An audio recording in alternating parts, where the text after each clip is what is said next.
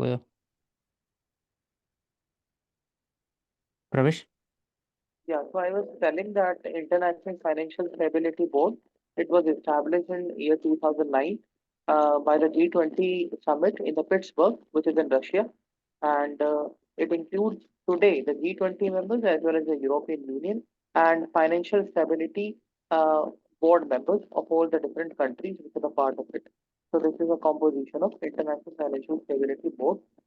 And one more thing, our RBI as a central bank institution also comes with a financial stability report, I think every year. तो understanding the web browser, how do they work. तो browser is application way people use to send and receive messages via internet. Clicking से होता है, transmit करते हो code across the internet. 1990s में internet was pledging industrializing text based था। अभी धीरे धीरे डिस्प्ले भी हो गया, उसमें HTML का वेबसाइट होता है। इसको बोलते हैं WWW, वर्ल्ड वाइड वेब। हमेशा www.com लिखते थे। तो माइक्रोसॉफ्ट का इंटरनेट एक्सप्लोरर है, फिर नेटस्केप का है नेविगेटर, फिर अभी गूगल क्रोम है। फायरफॉक्स 2008 में गूगल क्रोम लॉन्च किया स्पीड के कारण। एप्पल का सफारी है, माइक्रोसॉफ्ट एज हो गया।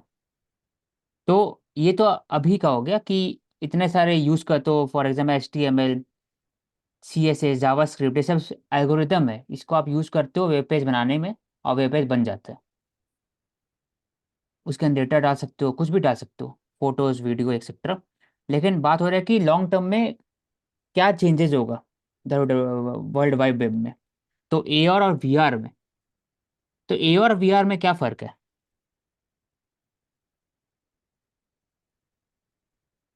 प्रवेश? ऑगमेंटेड रियलिटी हाँ और Mansi. Virtual reality. Hmm.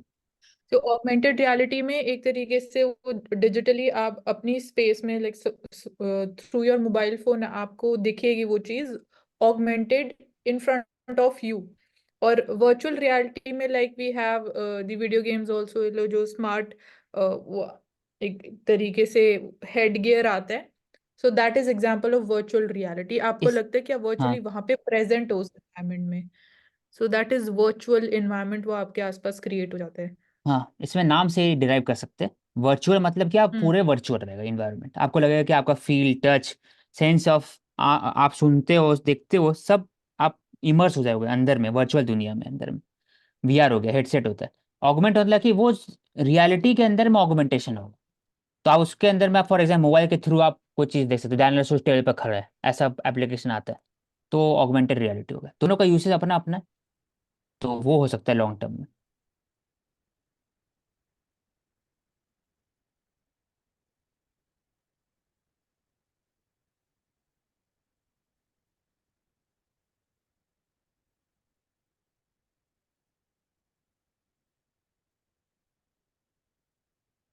President action during state emergency open to scrutiny.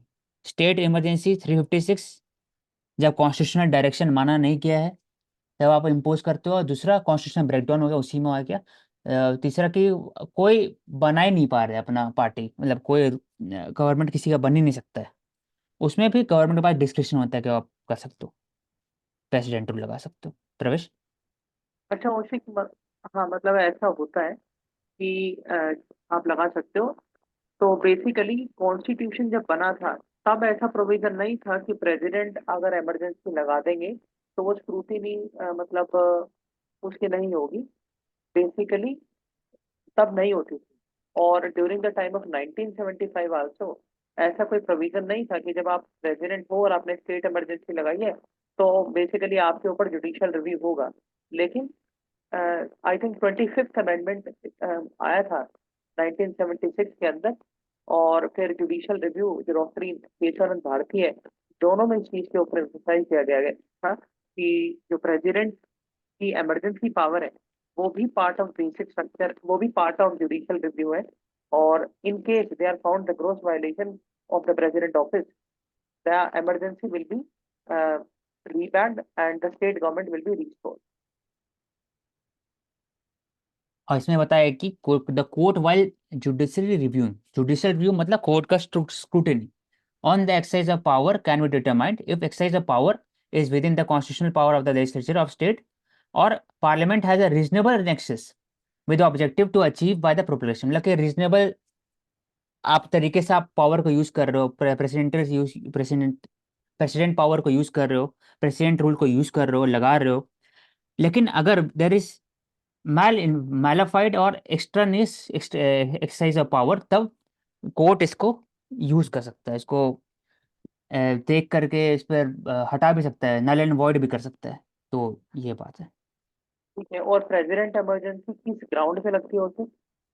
वही दो बोले, एक तो कॉन्स्टिट्यूशनल ब्रेकडाउन हो गया, या सरकार किसी का बन नहीं रहा तो पैसे गवर्नर लगा सकते हैं, मतलब को रिकमेंडेशन देना पड़ता है। आर्टिकल 355 एंड हाँ आर्टिकल 56। दोनों कॉन्स्टिट्यूशनल डायरेक्शन अगर नहीं मानोगे सेंटर का तभी लग सकता है, डायरेक्शन नहीं, कॉन्स्टिट्यूशनल डायरेक्शन तभी लग article 355 and 365 are the basis for 356। Yes. तो ये वेकेंट है इन जो जम्मू कश्मीर लोकल बॉडीज, तो वो भर सकता है अब जा करके डीलिमिटेशन के बाद। ठीक है, ठीक। तो इसमें लिखा हुआ है supreme court verdict has no legal value says Pakistan. तो हमेशा बात करते हैं कि जम्मू कश्मीर इंडिया का हमेशा से रहा है स्टैंड की इंडिया का ही है, आर्टिकल 370 तो इंडिया कॉन्स्टिट्यूशन के अंदर में है, तो पाकिस्तान का क्या लेना देना है इससे प्रवेश? उसको well this is ultimately an फायदा फायदा क्या है? उसको तो पीओके मिल चुके हैं ऑलरेडी।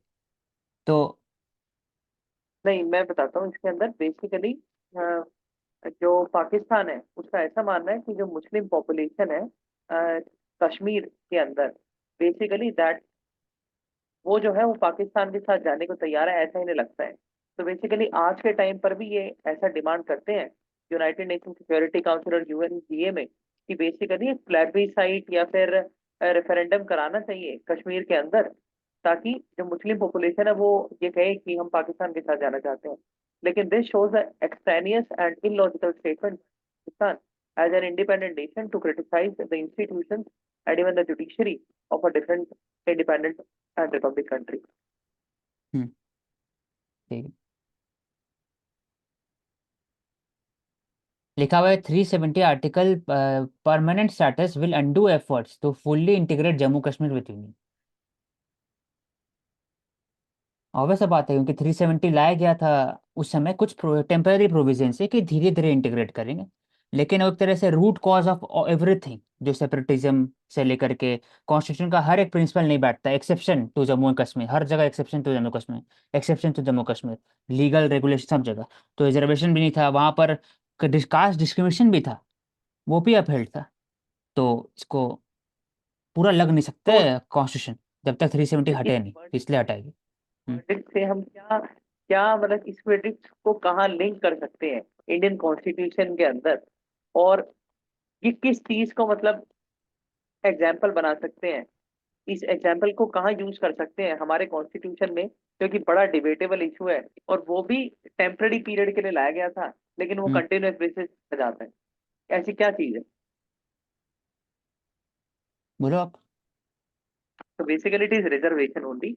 तो ये एक एग्जाम्पल है कि टाइमली बेसिस पे जो चीजें आई थी वो इंडियन कॉन्स्टिट्यूशन के अंदर अल्टीमेटली बढ़ती जा रही है। तो कोशिश ये होनी चाहिए कि उनका जो टेम्पररी पीरियड था उसी के अंदर उनका बेनिफिट सोसाइटी के अंदर इम्प्लीमेंट हो और वो कंटिन्यूस बेसिस पे ना बढ़े। तो रिजर्वेशन भी एक टेम्पररी मेजर था, तो उसको 10 साल के लिए हर जगह हम बढ़ा देते हैं, अभी भी 2030 तक हो गया है। तो उसको उसमें काफी इम्प्लीमेंटेशन में जो रिफॉर्म्स है वो करने चाहिए ताकि वो ज्यादा बढ़े ना, क्योंकि हम देख रहे हैं कि रिजर्वेशन अपने आप में इकोनॉमिक टूल बन गया है by the pressure groups to demand reservation for job and employment opportunities. Hmm, और Mansi, what more can be done to stabilize Kashmir? क्या क्या किया जाना चाहिए और अपार्ट फ्रॉम ये तो हो गया पहला स्टेप, और क्या क्या किया जा रहा है, तो ओवरऑल क्या बता किया दो। जा रहा है? मेजर, हाँ, सबसे मेजर एरिया व्हेन वी सी कि after the abrogation of article 370 was a boost in the tourism industry in Jammu and Kashmir. So this can be one important factor. Second would be agriculture and promoting more GI tag products. Agriculture sector में sustainable agriculture can be important, and उसमें horticultural एक hotspot हो सकता है Jammu and Kashmir. Apart from this, educational institutions and universities, they can be opened up because we see more number of students coming to like regions like DU to study. So that can be an important area. And education sector mein we can go ahead with more manufacturing jobs. There are more manufacturing units they can be set up. Like जब हम बात करते हैं defense corridors की या industrial corridors की, तो that is more towards the central India या फिर ईस्टर्न वेस्टर्न इंडिया को कवर करे। बट अभी तक ऐसा कोई कॉरिडोर नॉर्दर्न इंडिया के टुवर्ड्स नहीं आया, तो वो हम एक इस्टेब्लिश कर सकते हैं। ठीक है। और इसमें मैं बात करूंगा 4 to 5 एरियाज। फर्स्ट है कि एंटी टेररिज्म जो किया जा रहा है, तो स्पेसिफिक आप उसको ऑल आउट टेररिज्म इसको बोलते हैं, वो किया जा रहा है स्टेबलाइजेशन के लिए। दूसरा, डेवलपमेंट के लिए स्पेशल असिस्टेंट फॉर रिहैबिलिटेशन दिया जा रहा है। जॉब क्रिएशन हो गया, या फिर स्पोर्टिंग अवेन्यू, ताकि sports as a venting out option होना चाहिए यूथ के लिए। यूथ अगर बिजी नहीं रहेंगे तो उनका रेडिकलाइजेशन या फिर उनको एक तरह से ब्रेन वॉश किया जा सकता है। तो स्पोर्ट हो गया, कंपटीशन हो गया, एक जगह एग्जामिनेशन हो गया, ये सब में उसको स्किलिंग किया जाए। फिट इंडिया डायलॉग हो गया। उसके बाद फिर local grass root level population में भी आपका रिजर्वेशन हो गया। ग्रास रूट डेमोक्रेसी को बढ़ाने के लिए काम किया जा रहा है। ओडीएफ प्लस जो भी स्कीम्स है सरकार का, स्कीम सब में लाया जा रहा है। ओडीएफ हो गया। और उनका जो टूरिज्म एस्पेक्ट है, डल लेक से लेकर के वहाँ पर देखा जाए तो पोएट, आर्टिस्ट और बाकी सबको भी बढ़ावा दिया जा रहा है। तो ऐसे बोल सकते हैं कि जो economic and mental subjugation of people है, वहाँ इतना साल से इंसर्जेंसी चला, तो एक डिसटेस्ट हो जाता है लोकल्स के हिसाब से, तो वो भी हट जाएगा कुछ साल में, क्वालिटी ऑफ लाइफ बेटर होने से। तीन चार चीजें अलग बोलने हो सकते कि एक बोल। तो जो ग्रीन बॉन्ड्स और म्यूनिसिपल बॉन्ड्स हैं, वो जम्मू कश्मीर के काफी ज्यादा उन पे फोकस करना चाहिए। दूसरा, हमने देखा कि किस तरीके से जो फॉरेन कंट्रीज है जैसे Saudi Arabia is first country to have the yes. FDI. तो यूए एफडीआई और यूए एफआई, यूए। हाँ, तो उनका इन्वेस्टमेंट और थोड़ा बढ़ना चाहिए। उसके बाद हम बात कर रहे हैं कि जो जैसे आपने कहा कि सिक्योरिटी, तो एंटी टेरर ऑपरेशन और ये सब चलते हैं, तो इंटीग्रेटेड थिएटर कमांड का एक regional headquarter Jammu and Kashmir में होना चाहिए, जिससे कि सिक्योर और सेफ्टी मेजर टाइमली लिए जाए और लॉ एंड ऑर्डर मेंटेन रहे। इसके बाद जो एजुकेशन और हेल्थ केयर की बात करी, ऑलरेडी वहाँ पर आईआईएम है, ऑलरेडी आईआईटी है, ऑलरेडी एम्स है। तो बेसिकली उनकी कैपेसिटी डेवलपमेंट पे फोकस हो, और अगर सोसाइटी जो लोकल एडमिनिस्ट्रेशन है वहाँ करप्शन और red tapism under the administrative measure उसको कम किया जाना चाहिए। तो इसमें आर्टिकल 370 का एक कार्टून दिया हुआ है कि एक कॉफिन था, इंडिया के हिसाब से सुप्रीम कोर्ट ने इसको तोड़ दिया भाई। अब आते हैं इसमें, it is a humanised process. Humanised process क्यों किया गया, कहा गया है, मानसी? सो क्योंकि यहाँ पे ये कंसीलिएशन में काम करेगा। कश्मीरी पंडित को वापस दिया जाएगा, अनटचेबिलिटी को खत्म किया जाएगा, विमेन के लिए, माइग्रेशन के लिए, और बाकी सब जो एसटी पॉपुलेशन है उनको भी एक फेयर शेयर ऑफ रिप्रेजेंटेशन मिलेगा वहां पर। तो मतलब इट पूरा हाँ human one part of the, हाँ, हुए हैं। माइग्रेंट, कश्मीर माइग्रेंट, माइग्रेंट तो वर्ड सही नहीं होता है, migrant word, Kashmiri people displace हुए थे, उनको वापस जाने का मौका मिले।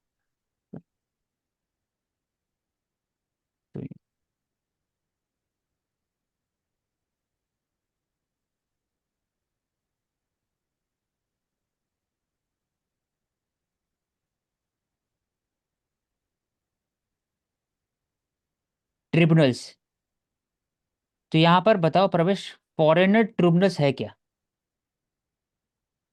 पॉलिटिकल साइंस में अगर आता है इसका इंस्टीट्यूशन क्या फॉरेन, है? हाँ, तो foreign tribunal basically, I am using this word again and again. तो foreign tribunal alternate dispute resolution mechanism का एक टूल होते हैं, जिसके अंदर आपके सिटीजनशिप कार्ड, आपके पीआईओ ओसीआई कार्ड, आपके वीजा, ये सारी चीजें चेक की जाती हैं। उसके बाद जैसे कि हम असम अकॉर्ड 1985 की बात करते हैं, और जो नॉर्थ ईस्ट में अभी हमने देखा कि जो एनआरसी रिलेटेड इश्यूज आए कि किसी मेजर ने 10 साल इंडियन आर्मी के अंदर अपनी करियर के दिए, लेकिन उसको भी उसका कार्ड कैंसिल हो गया, उसकी सिटीजनशिप कैंसिल हो गई। तो ये ऐसे मैटर्स को डील करते हैं, तो उसके लिए होते हैं फॉरेनर्स ट्रिब्यूनल। हाँ, फॉरेनर्स ट्रिब्यूनल ऑर्डर, ये रूल्स है, it is issued by central government under the act, foreigners act 1946। और ये अभी जा और करके सिर्फ और सिर्फ असम में है, बाकी जगह पर नहीं है इंडिया में। ठीक है। हाँ, और रीजनल रजिस्ट्रेशन ऑफिस ये हर सिटी डीएम के होता अंदर, है सर ये। स्टेट के अंदर होता है, ये है ना नीचे, foreigners regional registration office, FRRO। और असम पुलिस बॉर्डर ऑर्गेनाइजेशन, ये विंग है स्टेट पुलिस के, वो बात बात देखते हैं, डिटेक्ट करते हैं फॉरेनर्स, और वो केस देते हैं, प्रेजेंट करते हैं ट्रिब्यूनल्स के सामने में। और कौन होते हैं इसके मेंबर? इसके मेंबर रिटायर्ड सिविल सर्वेंट हो सकते हैं, not below the rank of secretary, या judicial officer of the Assam judicial service. तो ये ठीक है, फॉरेनर ट्रिब्यूनल हो गया। अब आते हैं इसमें न्यू क्रिमिनल बिल्स डीकॉलोनाइजेशन के लिए, जो Indian centric bill, Indic centric bill को लाया जा रहा है to remove the existing evidence act, IPC और सीआरपीसी इन 1898। उसकी जगह पर भारतीय सहायता बिल, भारतीय न्याय संहिता और भारतीय नागरिक सुरक्षा संहिता बिल।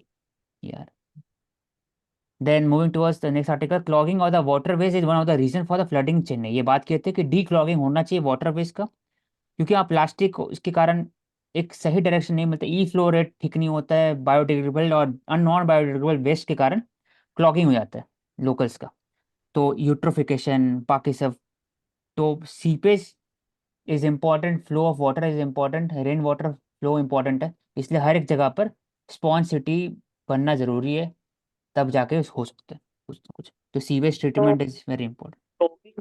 फ्लॉगिंग तो होती है जो वेस्ट प्रोडक्ट वाटर के अंदर और एफ्लुएंट के अंदर होते हैं, उससे जब वो अटक जाता है और जमा हो हम्म। जाता है, हम्म। हम्म। इसको इसको कैसे डील करें? मतलब पानी तो आप ना कहीं रिलीज करोगे, उसके लिए आपने स्टोन सिटी का भी एग्जाम्पल दिया, but how you will manage the waste which is the तो part of water? Sewage sewage treatment जो स्वच्छ भारत अभियान के अंदर में, उसके अंतर्गत आपको लोकल बॉडी को एम्पावर करना पड़े, क्योंकि ये सब तो लोकल बॉडी के अंदर बात है ना, सीवेज ट्रीटमेंट के हिसाब से।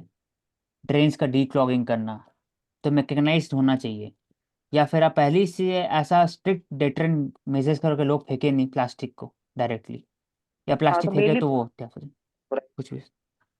हाँ। तो नेक्स्ट आर्टिकल आते हैं, draft climate deal phase two phase out fossil fuel. India बात करता है phase down phase out, edit हो चुका, इसको लिखा गया था लेकिन वो साइन नहीं हो पाया, वो कंसेंसस नहीं हो पाया सब कंट्री के बीच में, तो हटा दिया गया उसको। Indonesia China major consumer of coal power, ये फाइंड इट ऑब्जेक्शनल। जिसमें बात किया सिर्फ अभी फेज आउट हटा करके reduce both consumption of and production of fossil fuel, ये ऐड किया गया। Retail inflation CPI, don't fall prey to loan waiver offers.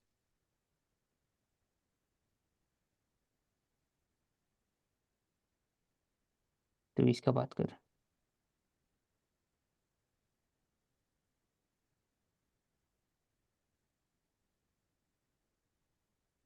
70% semiconductor setup cost borne by the government. तो सेल्फ सफिशिएंसी के लिए India government ने 75,000 करोड़ का PLI scheme भी की, और बहुत सारे स्कीम्स अलग भी दे रहे for the resilient semiconductor in electronic supply chain in India.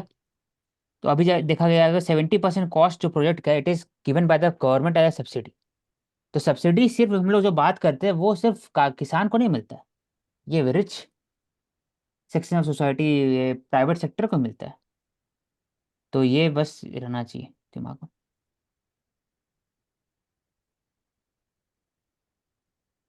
Origin mystery of mummified baboon finally cracked. Egyptian god Thoth baboon, because baboon are not aren't native to Egypt.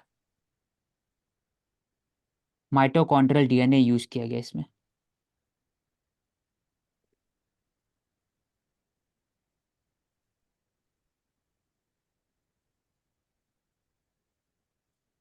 USA FDA approve gene therapy to treat sickle cell diseases, discuss किया।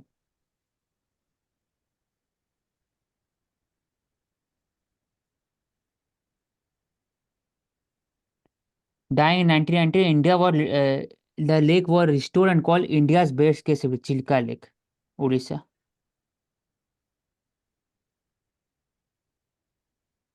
ये सब Loktak lake है किस मणिपुर में। तो Loktak lake क्यों famous है Mansi? Loktak lake for the floating phumdis जो हम बोलते हैं, हाँ, डांसिंग डियर एक टर्म हम यूज करते हैं। डांस, वहाँ फ्लोटिंग लेक होंगे, वहाँ फ्लोटिंग वेजिटेशन, वहाँ फ्लोटिंग है प्लस एक फेमस वहाँ पर वाइल्ड लाइफ भी है, बारहसिंगा है ना वहाँ पर फ्लोटिंग लेक में।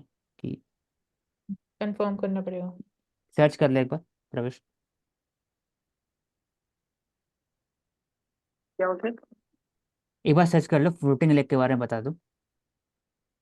हाँ ठीक है, तो मैं तो बल्कि चिलिका लेक के बारे में आपसे पूछ रहा था कि चिलिका लेक क्यों फेमस है इंडिया में। क्या?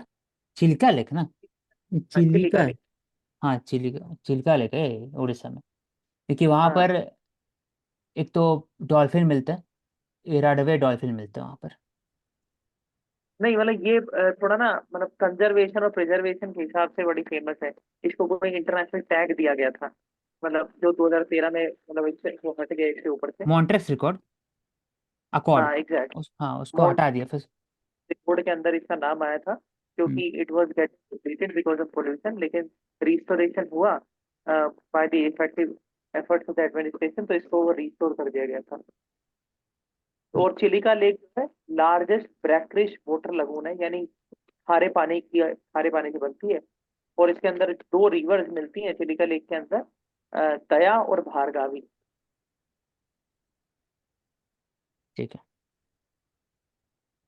और जहां तक आपने पूछा मुझसे कि लोकटक लेक, तो ये मणिपुर में है। और मानसी ने बताया भी था कि जो कुंभीज होती हैं फ्लोटिंग,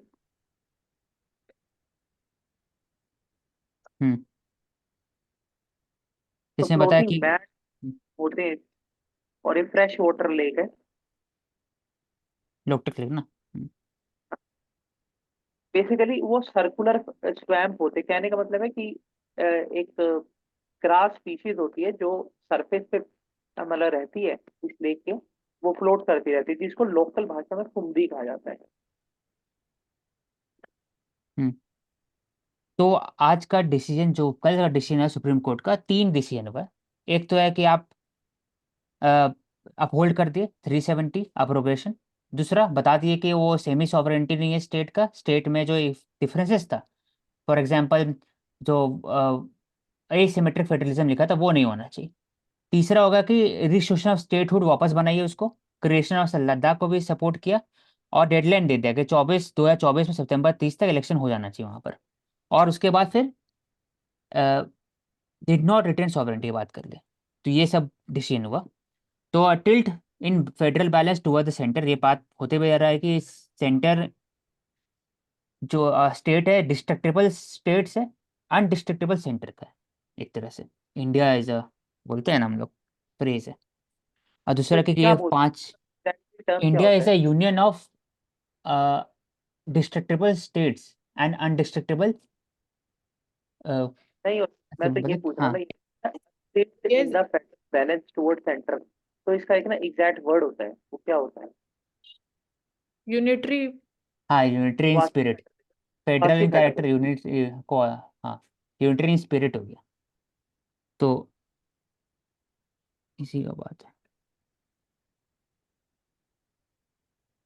तो जम्मू कश्मीर रीऑर्गेनाइजेशन बिल 2019।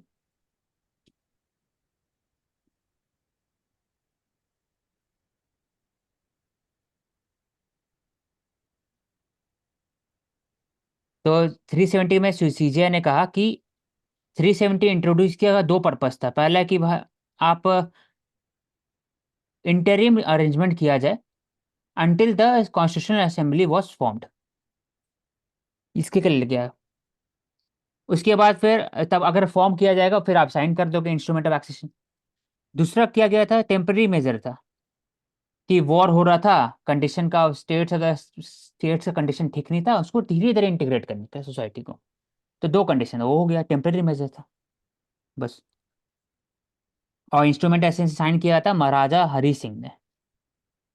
तो वॉर के बीच में साइन हुआ था, क्योंकि उस समय वल्लभ भाई पटेल ने कहा था उनको कि मैं क्यों सपोर्ट करूं आपको, आप तो इंडिया का पार्ट भी नहीं है। तो उन्होंने साइन किया और इंडियन आर्मी ने वहां पर ऑपरेशन स्टार्ट कर दिया। तो ये हुआ है बाद में, जब अफगानी कबालियों जब अब पाकिस्तान से इंडिया में अटैक किया था 1948 वॉर में, उसके बाद साइन हुआ था। देयर वाज नो मर्जर, पहले नहीं हुआ था, उसके बाद फिर इन्होंने साइन किया।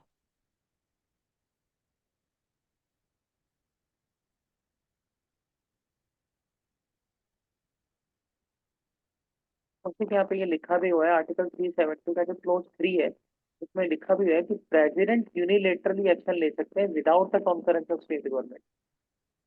कहाँ पर? ये देखो, इसी इसी इसी लाइन में नीचे आओ। द ये वाला। President did not have to secure the concurrence hmm. तो फ्रॉम मेन द बात है कि यूनियन। वो प्रेसिडेंट के द्वारा ही लाया गया था, ये पता था, तो इसलिए प्रेसिडेंट के द्वारा ही हटा गया उसको। इसमें कोई मतलब ही नहीं है स्टेट का। हाँ, यहाँ पर ना विदाउट, ये उठा लेना एक अप्रैल ना।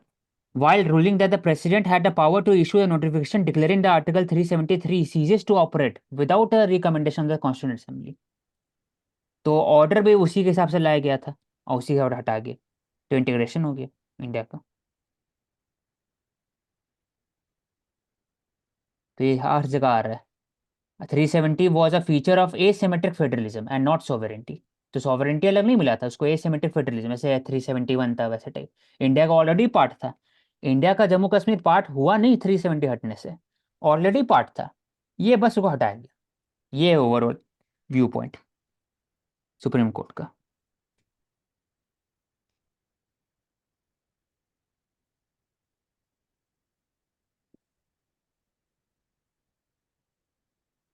ठीक है, आगे जाता है।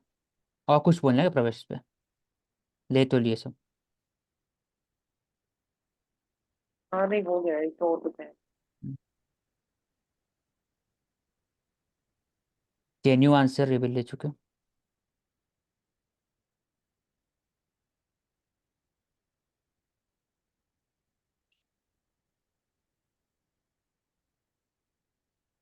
वाइब्रेंट गुजरात, हर स्टेट का अपना अपना होता है, तो गुजरात का भी बिजनेस समिट है।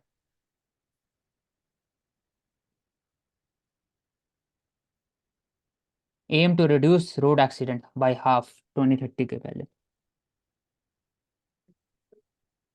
40,000 लाइफ बच सकते हैं कॉरिडोर बनने से। Road safety, safety good practice in India report world bank बना है। नहीं और कि यहाँ पे लिखा हुआ है ना कि ये कॉरिडोर बनने से बच सकते हैं, वही बता रहे हैं। तो कैसे बनता है, आप बताओ। कि कॉरिडोर बनने से स्पेसिफिक रोड में आपका बीच में मूवमेंट नहीं हो सकता है, ऐसे आज होता है, और नेशनल हाईवे के बीच में बीच में लोग जाते हैं पार होते हैं, वो हो सकता है एक कारण। मतलब इसमें पांच चार पांच चीजें हैं। पहला तो जो एनिमल ह्यूमन कंफ्लिक्ट होता था उसका स्कोप ही हट गया है। मतलब अब पूरा फ्लाईओवर होता है और वाइड रोड होते हैं विद फुल बैरिकेड। ठीक है। दूसरा हम्म। इसमें क्या है कि लेन्स बना दी गई है, प्रॉपर लेन्स है। उस लेन्स के अंदर ही आपको चलना है। अगर फोर व्हीलर के अलग लेन है, हैवी ट्रक्स के अलग लेन है, तो उसका भी इशू नहीं होता है। तीसरा हम्म। ये कि जब आप अ, इन कॉरिडोर्स के ऊपर चढ़ते हो तो आपका प्रॉपर एक चेकिंग होती है कि आपने दारू पी है क्या पिया हुआ है। तो वो चालान, प्रॉपर चालान सिस्टम हो गया है। इसके बाद जो सीसीटीवी हैं वो इंस्टॉल हो गए हैं जो आपकी स्पीड नाप लेते हैं, जिसकी वजह से डेटरेंट हो जाता है। आप इतनी स्पीड में नहीं चलाते हो तो रैश ड्राइविंग भी नहीं होती और एक्सीडेंट भी नहीं होता है। उसके बाद जो मोर्टेलिटी होती थी अ, इस वजह से कि कोई बीच में आ गया निकल के, तो बेसिकली ये जो कॉरिडोर है ये रिंग रोड की तरह जाते हैं। रिंग रोड का मतलब क्या होता है, एक होता है रोड जो सिटी के बीच में से जा रहा है, एक होता है रिंग रोड जो सिटी को आउटर घेर रहा है।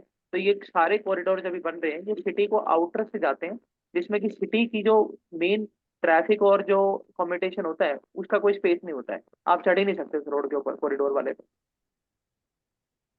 हम्म। ठीक है। डाउन सिंड्रोम है लिखा हुआ है। मानसी, डाउन सिंड्रोम है कैसे? तो Down syndrome, I think according to me it is an example of rare disease, एक जेनेटिक डिसऑर्डर है and it is associated with the mental health. हाँ, वो जेनेटिक इसमें डिसऑर्डर है। एक्स्ट्रा क्रोमोसोम्स हो जाते हैं, मतलब जितने हमारे हम्म। क्रोमोसोम्स होते हैं ना बॉडी के अंदर वो ज्यादा हो जाते हैं। हम्म। 21st पेयर वाले में ट्राइसोमी हो जाती है तब होता है। एंड नॉट जस्ट मेंटल, इसमें फिजिकल भी, मतलब एक तरह का डिस्टिंक्शन आ जाता है, मतलब देखने से ही पता लग जाता है कि इंसान में डाउन सिंड्रोम की कंडीशन है या नहीं। डाउन का यहाँ पे पता है सिग्निफिकेंस क्या होती है क्रोमोजोम कि आप क्रोमोजोम में डिफेक्ट होता है, क्रोमोजोम में अलग होता है शायद, एक और बढ़ जाता है या कम होता है, ऐसा कुछ होता है। हाँ, ट्राइसोमी हो जाती है 21 हाँ वाले हाँ में ठीक पेयर। है।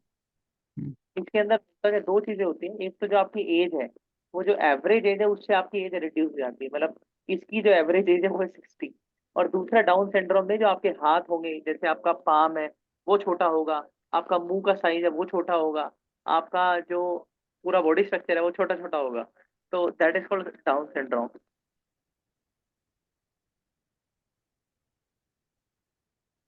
सिटीजनशिप एक्ट में लिखा हुआ है not possible to collect accurate data of all illegal immigrant. सोचो, एक्यूरेट डेटा कलेक्ट नहीं कर सकते, इतना बॉर्डर है इंडिया में। 78% फेंस्ड है अभी। तो ये डेटा उठा लेना पड़ेगा कि 2200 किलोमीटर बॉर्डर है बांग्लादेश का, 78% फेंस्ड है, 435 kilometre remain to be covered by fence. अब बाकी 285 किलोमीटर जो it is pending due to land acquisition. तो बाकी से पोरस है border, river, hilly, mountainous terrain, वहां से घुस जाते हैं लोग, इसे पता लग नहीं सकता है। तो अब बात हो रहा है कैसे इसको भी गैप फुलफिल किया जाए to the technological solution part. Low cost technology भी यूज़ करना जरूरी है, ज़्यादा हाई यूज़ कर सकते हैं, तो ये किया जाए।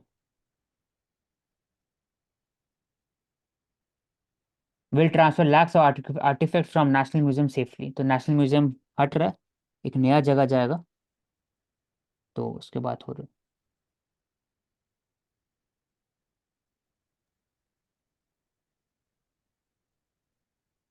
तो उसी का आप ये ले सकते हो, राइट हैंड पे लिखा हुआ है गवर्नमेंट ने विड्रॉ करने की सोची है तीनों वही क्रिमिनल बोला लॉ बात बिल। की है इसका, पुराना वाला जो बोला भारतीय संहिता, वही बोला ना। Yes. This is already. Declaring asset of should be mandatory for the SC and HC जजेस। जैसे हम लोग बात करते हैं CGI को लाया गया है RTI के अंदर में, IAS IPS और IFS officer have to disclose their asset while they join the service then subsequently every year, वैसे ही होना चाहिए। और सुप्रीम कोर्ट And हाँ डायरेक्शन यार। भी है MP MLA के लिए हम्म, इलेक्शन एफिडेविट के अंदर में, तो ऐसा होना चाहिए जजेस के लिए भी। बोलो। and I was saying कि CGI and judges they are also covered under the RTI Act also, तो ये भी होना चाहिए। Canada row vote impact India US ties. de-escalation of situation, India US getting impacted। अब तो आइडिया हो गया हो क्या बात हो रहा है इंडिया US और इंडिया चाइना, इंडिया कनाडा के बीच में। रिपु दमन सिंह तो इम्पोर्टेंट स्टेक होल्डर है, तो बस इसको। उसी कनाडा में जो सिख पॉपुलेशन है वो अराउंड इक्वल है कैनेडियंस की, मतलब कहीं ज्यादा ही है। कनाडा कैसे इक्वल हो सकता है, 5-10 लाख है मात्र वहां पर। जितने फोर हिंदू पॉपुलेशन परसेंट है उतना ही है करीब करीब सिख फोर पॉपुलेशन। परसेंट है। बात है कि लेकिन जो हिंदू मैक्सिमम दोनों पॉपुलेशन है ना, उनका रोड रहता है जाके बिजनेस करो, शांति से काम करो, वापस आ जाओ, कोई मत ज़्यादा कुछ नहीं, हर जगह ऐसे ही होता है। इस ये सेम है पॉपुलेशन, हिंदू पॉपुलेशन और का सिख पॉपुलेशन वहाँ पर। अभी जाके हरियाणा और बाकी जगह से जो हिंदू माइग्रेंट ज़्यादा गए, मैक्सिमम गए कनाडा में। पहले पंजाबी लोग ज़्यादा जाते थे।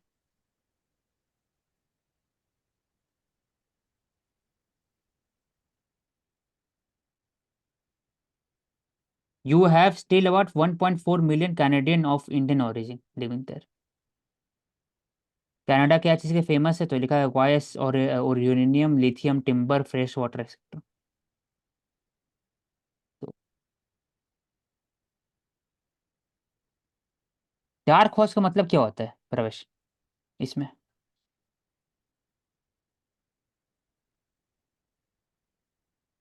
तो डार्क होर्स को अगर हिंदी कन्वर्जन करेंगे तो इसका मतलब होता है छुपा रुस्तम। हाँ चुप तो ठीक है, बेसिक हो गया समझ में आई।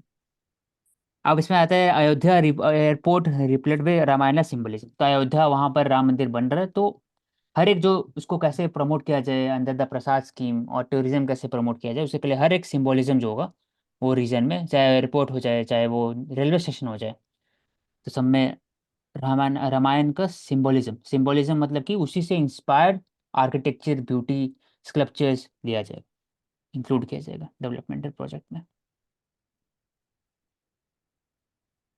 CBI and FBI discuss cooperation tackling cyber crime. तो एक मानसी ले लेना इसको, GS4 में, कि कैसे हम्म एक्सटर्नल बॉडीज और इंटरनल जो इंडिया है वो हेल्प करता है with respect to cyber enabled financial crime, ransomware threat. Ransomware मतलब कि फिरौती, कि मांगना किसी से, कि जब तक नहीं करोगे तब तक मैं आपको डेटा वापस नहीं दूंगा। तो economic crimes, transnational crime etcetera.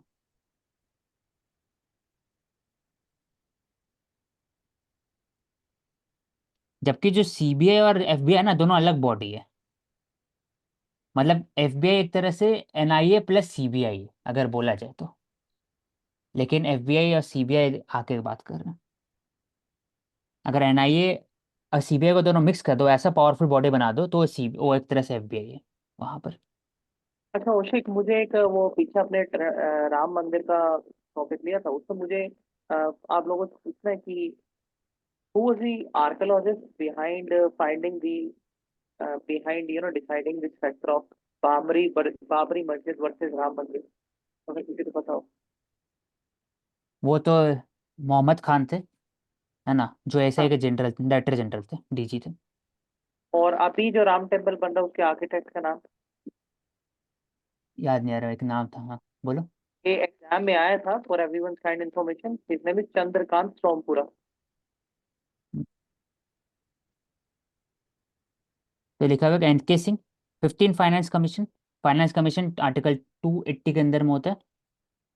और 15 में दो है इसमें, 21 से 26 तक जाएगा, और 20 से 21 के बीच में, 25 से 2015 से 20 के बीच में 14 अप्लाई हुआ, 14 फाइनेंस कमीशन अप्लाई हुआ।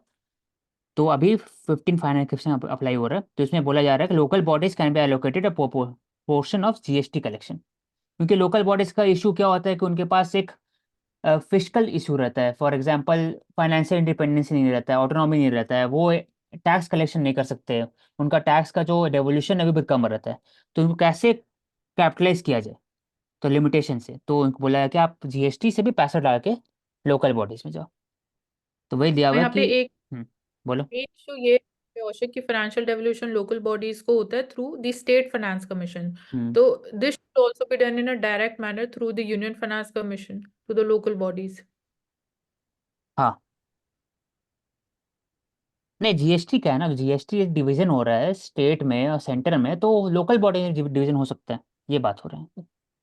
हाँ, यहाँ पे ये बात हो रहा है, बट इसके पीछे मेन चैलेंज यही है ना कि वो फिर भी it will go through the state finance commission only ना। तो जो स्टेट फाइनेंस कमीशन उसको प्रॉपरली डिवॉल्व नहीं करता है टू द लोकल बॉडीज, वो प्रॉब्लम है। लेकिन आपको डायरेक्शन मिले ना कम से कम, नेशनल फाइनेंस कमी जो फाइनेंस कमीशन से, कि आपको देना ही होगा, तो हो सकता है। तब सेंट्रल मतलब ये जब सेंट्रल फाइनेंस कमीशन कहेगा तो वो एक अलग चीज है, मतलब वो डिवोल्यूशन नहीं करते स्टेट वाले, लेकिन